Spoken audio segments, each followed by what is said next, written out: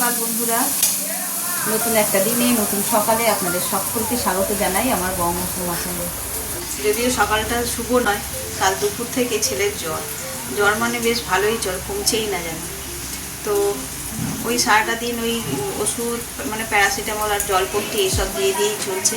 সবচেয়ে বড় কথা হচ্ছে খাচ্ছে না, ওটাই হচ্ছে সমস্যা। আর কোনো সমস্যা নেই, জ্বর জ্বালা তো একটু আধটু সকলেরই কম বেশি হবে।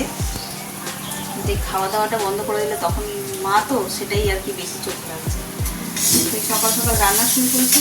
রান্না বলতে মেজদা খেয়ে কাজে যাবে। আজকে তো শ্যামাপ্রসাদের জন্মদিন, সেই জন্য মোটামুটি সবই ছুটি, তবে মেজদার ছুটি নেই। মেজদা যেহেতু কাজে যাবে, ওর ডিমের তরকারি আর ভাত করছি। আর আমাদের জন্য গেছে বাজারে পৌরাতে খিচুড়ি। যেহেতু অনবরত কালকের থেকে বৃষ্টি পড়ে যাচ্ছে, এখনও মুষলধারায়, মাঝে মধ্যে এক পলসা করে হচ্ছে মুষলধারায়, আর নইলে ঝিরিঝিরি বৃষ্টির সমানে যে শ্রাবণের যে ধারা সে শুরু হয়ে গেছে। চলো দিনটা এখান থেকে শুরু করি। জানি না সারাটা দিন কী করবো না করবো, যেটুকুনি করবো চেষ্টা করবো তোমাদের সঙ্গে শেয়ার করতে। আর এই বৃষ্টি যদি থামে, আমাদের পাশেই যে ডাক্তারখানা আছে সেখানে ছেলেকে নিয়ে যাবো। এই বৃষ্টির তো থামার নাম নেই, আর আমাদের সামনেটা এক হাতে জল জমে যাচ্ছে। তো চলো প্রথমে রান্নাটাকে শেষ করি।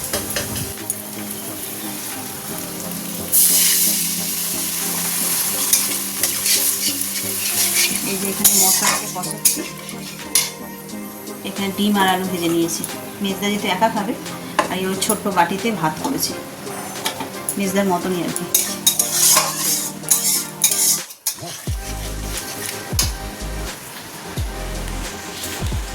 এদিকে রান্না তো হয়েই গেল, মেজদার মতন ভাত আর ডিমের কারি। এবার দেখছি ছেলেটাকে কী খাওয়াবো। দুখানা ডিম সিদ্ধ করে গেছে, ওর ডিম খেতে তো জানো ভীষণ পছন্দ করে।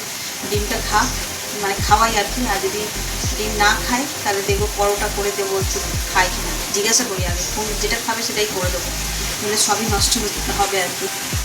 আর ওর জন্য করে সেগুলো নিজেরা খেলবো, সেটা আবার কেমন লাগে। আর গতকাল তো দেখলে আমি আর ওর বাবা গেছিলাম ব্লাড টেস্ট করতে। দোকান মানে ল্যাব বন্ধ ছিল, তাই ফিরে এসেছি। বেকার বৃষ্টিতে ভিজে ওর বাবারও কাছে। আর আজকেও সেই একই বৃষ্টি, পথে ঘাটে জল। আবার শ্যামাপ্রসাদের জন্মদিন উপলক্ষে যদি আবার দোকান মানে ল্যাব বন্ধ, দোকানই বলে ফেলছে ব্যাপার, ল্যাব বন্ধ রাখে তাহলে আবার বেকার হবে। তাই ভাবছি আজকে আর রিস্ক নেবই না, একবারে আগামীকাল যাবো। ততক্ষণে ছেলেটারও শরীরটা ভালো হয়ে যাবে।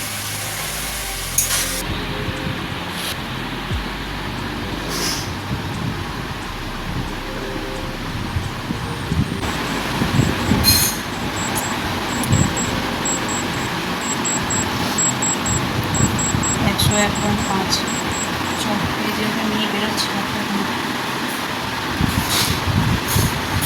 জ্বরটা কমছেই না, একটুখানি কমেছিল 10:30 11টা নাগাদ। খাওয়া দাওয়া করলো, করে শুয়েছিল। এখন নিয়ে বেরোবো, এখন আবার চলছে বলছো।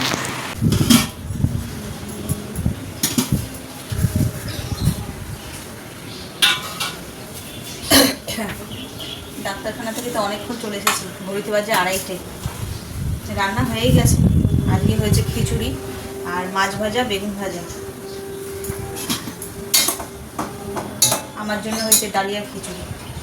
ছেলে কি খাবে, কিছুই খাচ্ছে না সেভাবে, তাই ভাবলাম ওকে একটু রাইস বানিয়ে দিই। কালকে চিলি চিকেন করেছিলাম, কালকেও খাইনি, সেই চিকেন রয়েছে এখন, তাই ভাবলাম একটুখানি। বাবারে, ডাক্তারখানা দিয়ে ঘুরে আসার পরে যত রোগ আবার শুনে। আমার অ্যাকচুয়ালি 3 দিন পরে একটা রিপোর্টের ব্যাপার ছিল, ওটাই ডাক্তারবাবুর সঙ্গে একবার একই ডাক্তার দেখালাম, তো দেখিয়েও আসলাম একেবারে আমিও, ছেলেকেও দেখালাম।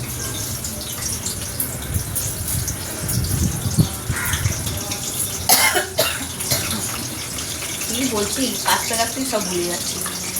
ওই আর কি, খাবারগুলো গরম করি, ওদের খেতে দিই, দিয়ে ছেলের জন্য বানাবো একটু রাইস। এই যে ভেজিটেবিল এখানে কেটে নিচ্ছি। ডাক্তারবাবু বললো ডিম, চিংড়ি মাছ আর বেগুন খাওয়া যাবে না, অ্যালার্জি হয় বলছে। ছেলের যদিও চিংড়ি মাছ আর ডিমে কোনো অ্যালার্জি নেই, তাও ছিল চিংড়ি মাছ। গতকালকে চিংড়ি মাছ রাখা ছিল, ভালো ডিম চিংড়ি মাছটা দিয়ে রাইস, মিক্সড রাইস বানিয়ে দেবো। তো বারণ করে যে সোয়াবিন সিদ্ধ করেছি, ওই দিয়ে একটু মিষ্টি মিষ্টি রাইস বানাবো, ওর মিষ্টি খাবারটাই খেতে ভালো লাগছে। চিকেনটা তো একটু স্পাইসি হয়েছে, তো এটা একটু মিষ্টি মিষ্টি করে রাইসটা বানাবো। সোয়াবিন খেতেও ভালোবাসে, রাইসের মধ্যে চিকেনের বদলে আর কি সোয়াবিন দিয়ে দেবো, খারাপ লাগবে না। কালকে সারা রাত জ্বর, সারা রাত। তো আজকে ওই 11টা নাগাদ, 11:30 নাগাদ গেছি ডাক্তারখানায়। তার আগে একটুখানি কমেছে, একটুখানি মানে কি, মানে 100 নিচে যায়নি, 100 রয়েছে।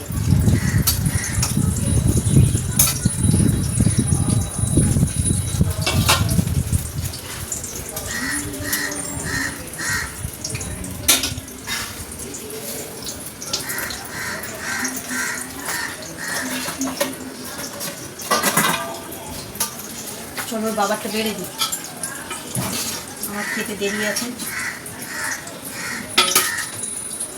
একদম সুন্দর পেঁপে, সবজি টবজি মানে বিট গাজর, বিট না সরি গাজর, বিনস সব দিয়ে বানিয়েছি।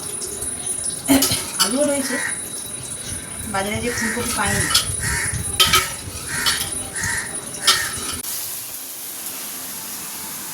আর দেবো তোমায় সেজদা নেবে? ওদের ওখানে খেতে দিই, আর আমি এই যে ছেলের জন্য রাইসটা বানাচ্ছি। সব সবজিগুলোকে এখানে একসঙ্গে ফ্রাই করতে দিয়ে দিয়েছি, আর রাইসটাও এখানে সুন্দর ঝরঝরে রেডি করে নিয়েছি। একটু মিষ্টি মিষ্টি করে আর বানিয়ে দেবো। নুন আর গোলমরিচ দিয়েছি, হালকা শর্টে হয়ে যায়।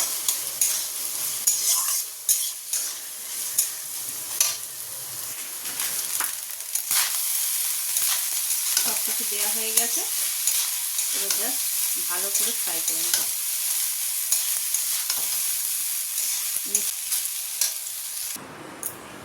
এই দেখো ছেলের লাঞ্চ রেডি, চলো নিয়ে যাই। কতটা কি খাবে জানি না, ওই চেষ্টা করবো পুরোটাই খাইয়ে দিতে।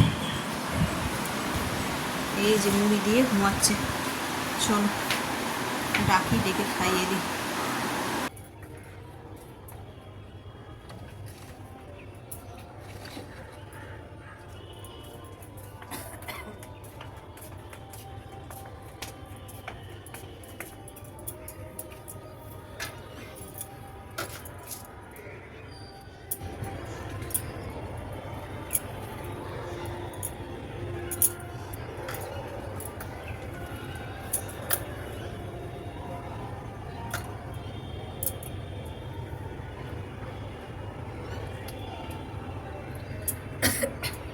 এই টব দুটোতে আবার উচ্ছে কিংবা করলা গাছ হচ্ছে, কদিন ধরেই দেখছি।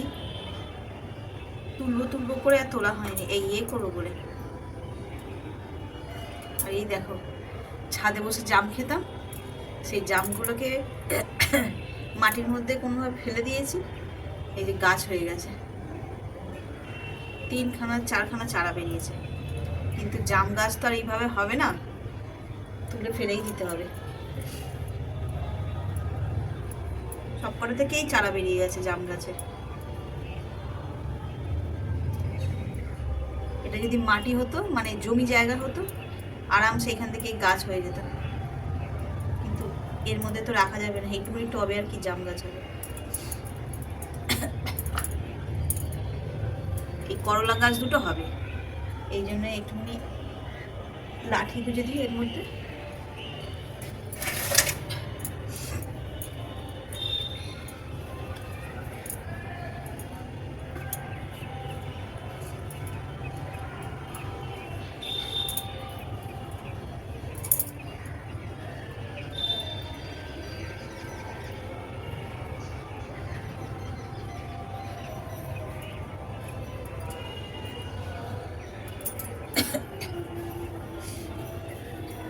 চলো এটা তো হলো। চারিদিকে একদম জলে জলাকার হয়ে আছে, কোথাও বসে কিছু কাজ যে করবো উপায় নেই, হাঁটা তো বন্ধ। কোথায় যাচ্ছিস রে? সাঁতার কাটতে? এই যে উপরে। ও আমি তো ছাদে সাঁতার কাটছি। এই দেখ, এই যে এইদিকে আমাদের তো পুরো সুইমিং পুল, আমি সাঁতার কাটতে। হ্যাঁ রে, আমি এখানে সাঁতার কাটতে উঠেছি।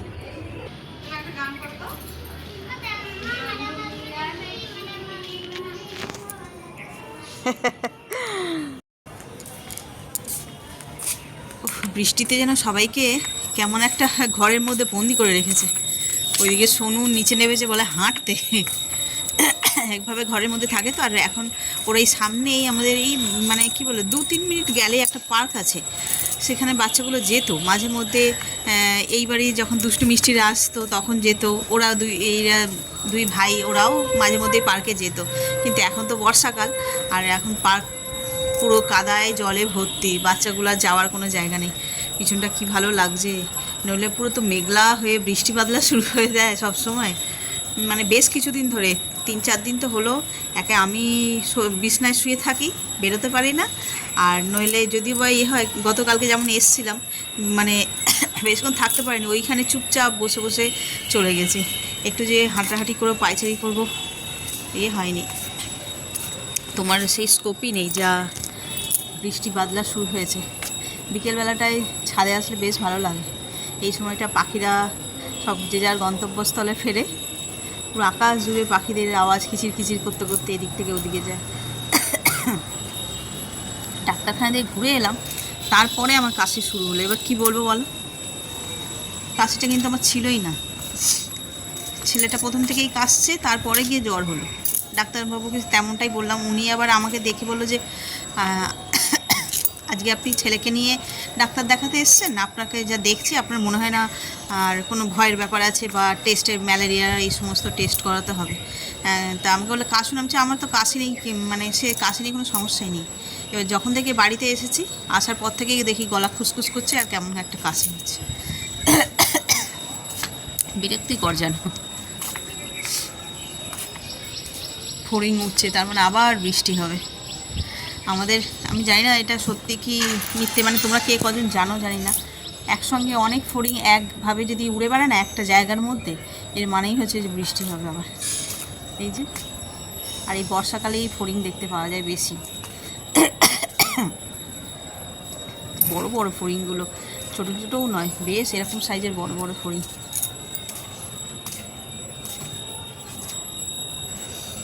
না, একটু হাঁটাচলা করে নিই। ব্লাড টেস্ট তো করতে যাওয়া হলো না। দেখি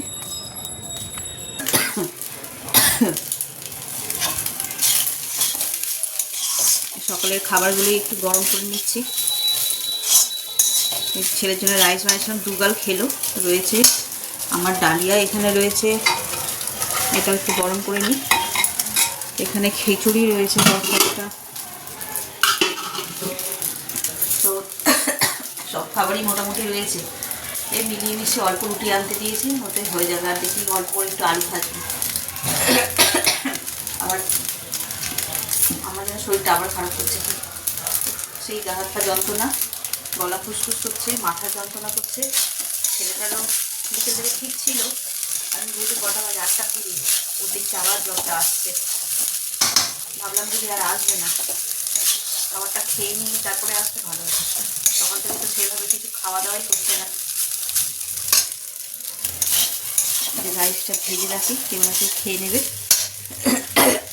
ও আবার বায়না করলো মনে হয় কাকার কাছে পিৎজা খাবে। মুখে ভালো লাগবে না, ভাবছি ওটা খেয়ে ভালো লাগবে হয়তো। সকাল থেকে তো সেভাবে কিছু খাচ্ছে না, এখন আবার বায়না করছে কাকার কাছে পিৎজা খাবে। ভাবছি ওটা খেতে পারবে, আমার মনে হয় না খেতে পারবে বলে। চিজ থাকলে দাঁড়া হয়ে যাবে। ওর বাবারও কাশি, বাপরে বাপ, 3 জনের একসঙ্গে শুরু হয়েছে। কী কাশি দেখবে, এই হচ্ছে বাবা। সবাই চটপট করে খাবারগুলো গরম করে আমি একটা প্যারাসিটামল খাই, মনে হয় না ঠিক হবে বলে। ভীষণ মানে গা হাত পা সেই জ্বরের আগে যেভাবে মোচড় দেয় সেইভাবে কামড়াচ্ছে মোচড়। মাগো, এই যে বলছিলাম কাকা পিৎজা অর্ডার করেছে, বলতে বলতে চলেও এসেছে। কি পিৎজা চিজ? ডাবল চিজ যেটা খাস? হ্যাঁ, ডাবল চিজ আনাসনি ভালো তো। আমি তাই ভাবছিলাম বলবো, ডাবল চিজ খেতে পারবি না, গা গুড়িয়ে যাবে। বাহ, অলিভ দেওয়া। কাকাকে দে, তুই খা গরম গরম। এগুলো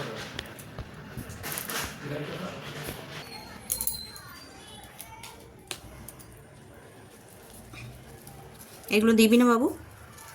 হ্যাঁ, চিলি ফ্লেক্স ফ্লেক্স দিবি না?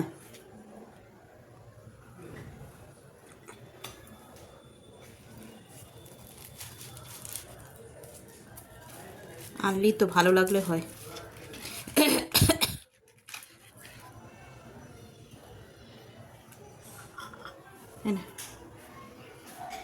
ধর খা, গেল না? এই যে আলুটা আমি এতক্ষণ বুঝতে পারিনি, আমার এই রান্নার আলুটা জ্বলছিল বলে এবার যেই আলুটা নিভিয়ে দিয়েছি আমি দেখছি এটা টুনটুনির মতো জ্বলছে, হবে না। এখানে এই যে আর রাতের জন্য আলু ভাজা বসিয়েছি, আর আপাতত এই লাইটটা এখন জ্বলবে, যতক্ষণ না কেনা হচ্ছে এটা ততক্ষণ তো এইটা জ্বালিয়ে কাজ করতে হবে। এখন তো আর কেউ কিনতে যাচ্ছে না, সেই কাজ সকাল হবে। আবার জবটা এসছে খেয়ে রেখে ওষুধটা দিয়ে দিই বাবু এখন। হ্যাঁ, চোখ দেখি, ওষুধটা দিয়ে দিই এখন, পরে নয়, জ্বরটা এখন এসছে। আমারও 2-3 দিন মতন লেগেছে সারতে, আমার দেখছি আজকে আবার হচ্ছে, তাই কালকে থেকে শুরু হয়েছে, সময় লাগবে একটু। জ্বর তো নেই, কিন্তু এত গা হাত পা কামড়াচ্ছে, বোঝা দিচ্ছে, ভাবছি একটা ওষুধ খেয়ে নিই 650।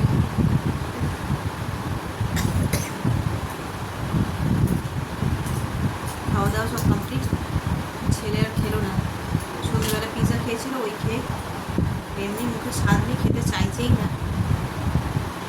তাও পিৎজাটা পুরো তো আর খেতে পারেনি, 2 টুকরো না 3 টুকরো খেয়েছে, ব্যাস ওতেই হয়ে গেছে।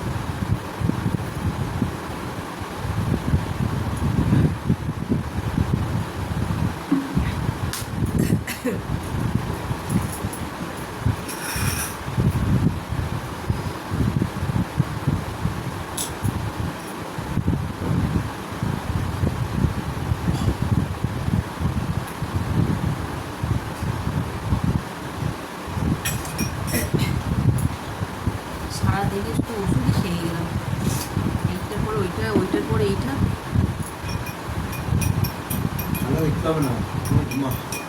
এটা আপনার কারো খাওয়া হয়ে গেছে।